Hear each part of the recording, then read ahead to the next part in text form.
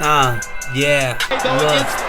I'm talking ghosts, talking fighters that are some boys that are bad, the ones that are known for talking shit and whooping some ass, the ones that will go doing anything for some respect, whether it's hitting you with combos or slamming you on your neck, just talking about the bad guys, like Tony and Chael Sonnen, trying to disrespect and you might go and get Sonnen laid out, the fighters that might even go as far to load up their gloves, make you fall on your knees with uppercuts, the ones that go and get the W by KO, say fuck the judge, the ones that the man with the plan out here with J Mill, the man, the myth, the legend himself. I know I'm out here in Vegas, but it will forever be bear down, bitches, and get them claws going. 18, baby. Caleb's the truth. I know I'm excited. Football starting today, J Mill. I'm excited. But before we get into the football, September is one of the legendary months in boxing and fighting in general.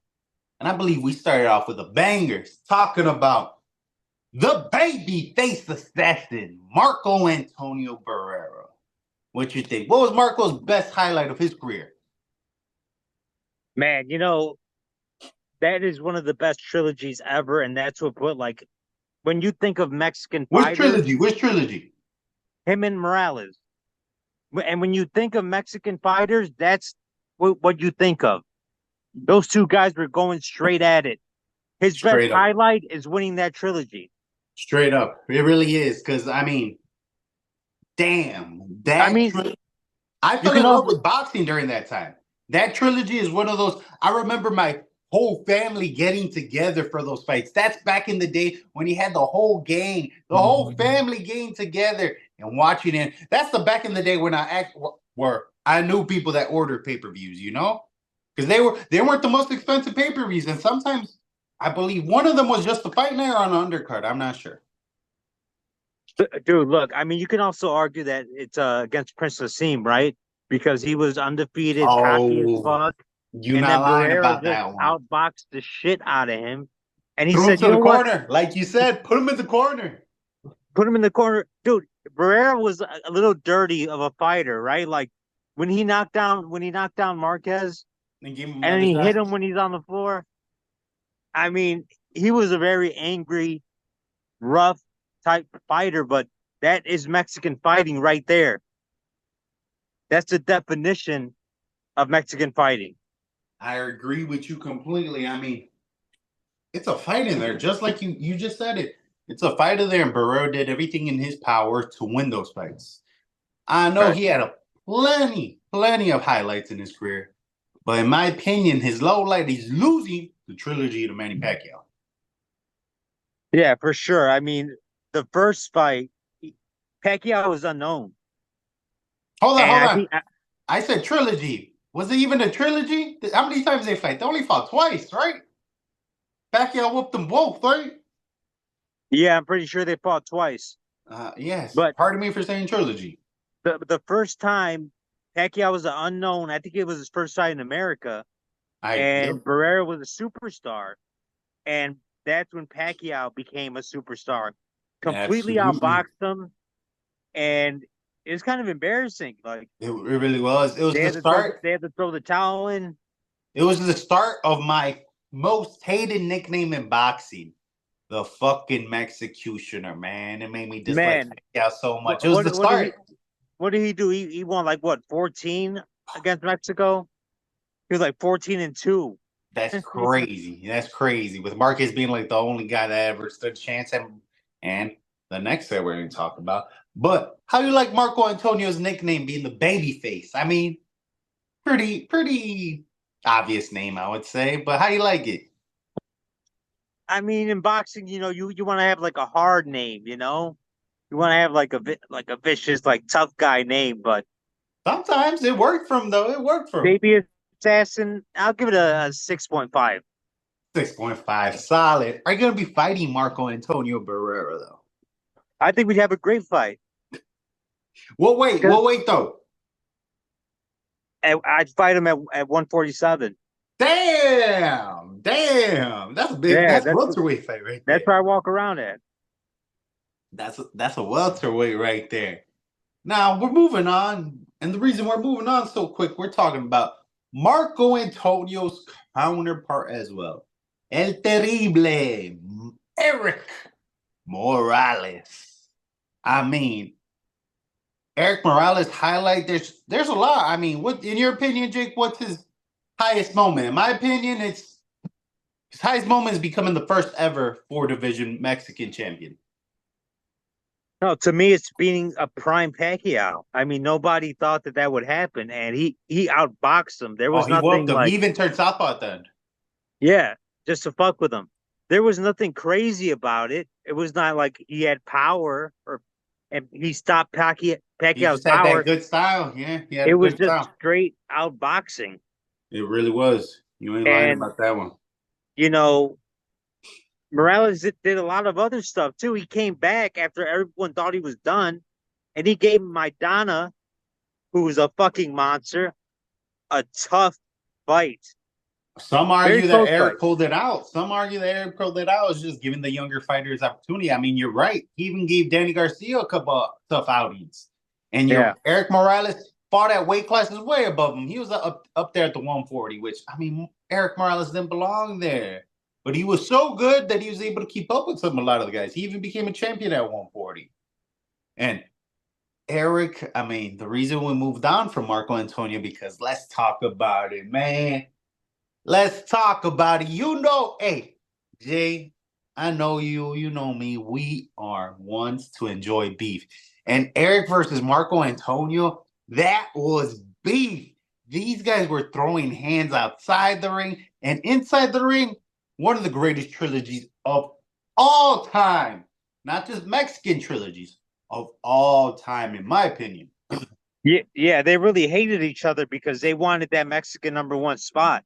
And especially what they were from. One was from the north, one in Tijuana. Yeah. Sorry about that. There's a fly. And I'm trying to get this fly like I'm boxing right now. Well, and I can't get it. Morales thought that Barrera was privileged. I mean, because he came from Tijuana. But yeah, they hated each other. But I recently saw that they were talking, and they're kind cool of now. Yeah, now they're cool. It's crazy. They hung out with each other, taking a picture. It's pretty crazy to see. That's good, but like it's a competitive. I mean, how much more competitive can it get? Absolutely. You guys are trying to kill each other in the ring, especially in the states they're in. Like, I've experienced a little bit making weight and shit. Making weight is the worst part of boxing. And then you're interacting with someone that you're gonna fight, and then you don't really like them. And then if they say 2 words, you're in a bad mood already because you're hungry, They say something wrong, they snap off. And then Erik and Marco really didn't like each other, and it made for one of the best trilogies of all time. Terrible. How you liking his nickname, Jake? El Terrible. El Terrible, man. I like that nickname, man. I give it an 8. 8 solid. You fighting him? Terrible. At what weight class? I think he could keep up with you at 147. I think we have fun. I think it'd be a good fight. I like that style, That's like the good style to fight. It's an entertaining style to watch. Absolutely. Yeah. I agree with you. Now, who's winning? Which fight are you winning? Are you beating both Marco Antonio and Erik at 147? Or who's getting the wins? I'm probably losing both. I mean, come on. Now, Jake, you see me. I got my jersey on. Bear down. It's the season opener tonight. We got Patty Mahomes against Lamar Jackson and the Ravens. And we talking about some of the baddest of them all from the football field. Ray Lewis. Damn, I'm a big fan of Ray Lewis. I mean, you said it all. Defensive Player of the Year, 2-time Super Bowl champion. And I mean, I've cheered for Ray Lewis ever since the days of the 2000 where they whooped the Giants. That was one of my favorite Super Bowls. I mean, like when you think of great players and leaders of football, usually you think of quarterbacks, right? But Ray Lewis was one of those where he ran that team. He gave them that speech right before the game. He did the dance. There's not that many MVPs that are not quarterbacks, and he's one of them. You know what's crazy? He won 2 Super Bowls. Yeah. One with Trent Dilfer and one with Joe Flacco. Do either of those guys make the Hall of Fame, Jake? No. No, Joe Flacco, but he made the Hall of Fame. We've had the discussion about Joe Flacco. I like Joe Flacco. I think he does make it. I think he does make it.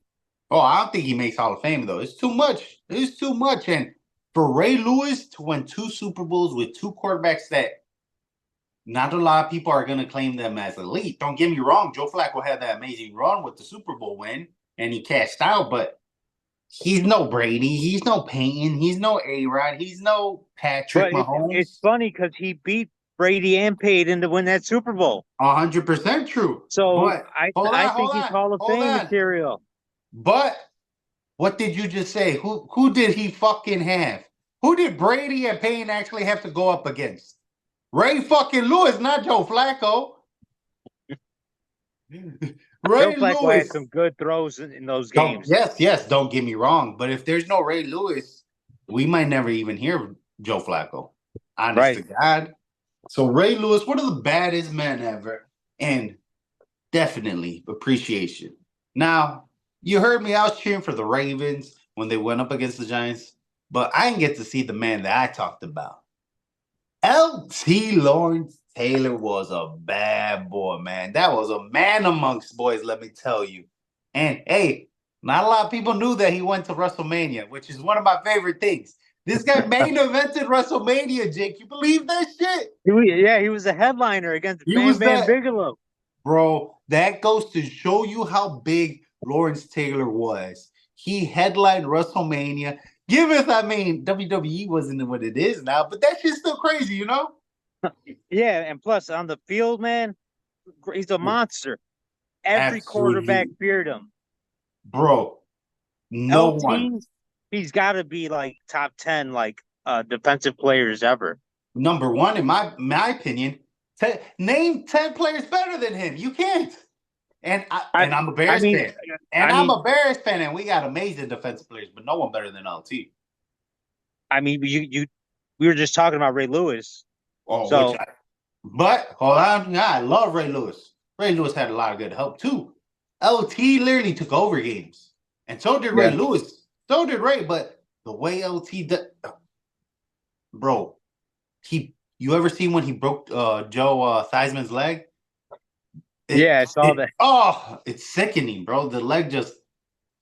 Oh man, I don't really get chills from gruesome videos, but that doesn't even look real. It just like I've seen Anderson break his leg, Connor break his ankle, but Joe Theismann's leg break. Oh, that one's sickening. Even Lawrence Taylor was freaking out, and he's the one that just tackled him.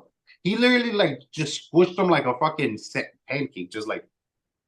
Oh. Dude, and you know what? Like every quarterback feared him as well. Like absolutely, Brady has talked about it. He's like, I hated playing against him.